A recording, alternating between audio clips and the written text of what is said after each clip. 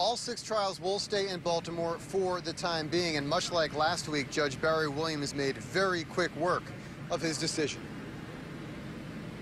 Denied. The Baltimore 6 will have their trials in Baltimore, or at least that's the idea. The defense and the state each had 15 minutes to argue their points this morning. The defense claiming that beyond excessive media coverage of Freddie Gray's death, it would be hard to find a Baltimore resident who wasn't affected by the riots, the curfew, or the $6.4 million taxpayer dollars now going to the Gray family. The defense countered that point, saying to pick up and move these trials without even trying to find a jury is insulting to the citizens of Baltimore.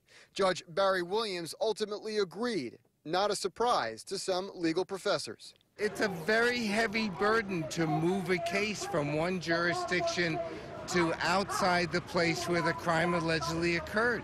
You really have to show that the defendants are going to be denied their right to a fair and impartial trial. It can't be what you believe or think or feel. There's got to be something objective there. And that was missing from the defense's argument, the judge said, adding the court cannot presume or assume every Baltimore resident was adversely affected by the unrest, and it is, quote, a leap to say they cannot think for themselves. But attorneys warn the judge's ruling today does not mean these trials cannot eventually be moved. That could still happen during jury selection. He said, let's give this a shot. This happened in Baltimore City. Let's not paint the citizens of Baltimore City with a broad brush and that they can't, period, we can't find 12 jurors.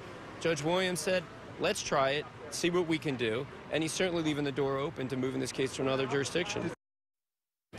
Now, again, the defense feels their clients cannot receive a fair trial here in Baltimore, and we just heard from the defense not long ago. Let's hear what they had to say. The court has made its ruling, and we respect that.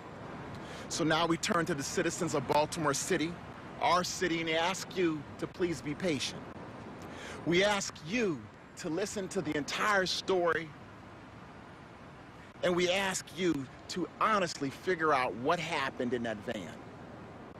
We trust that if you do that, you will come to understand that each and every one of the 6 officers involved, elected no differently than any other reasonable officer, would have confronted with the same incident and made the same decisions and choices. Now, it is still unclear which officer would go first. They're supposed to start October 13th. We still don't know if that trial date will hold yet either.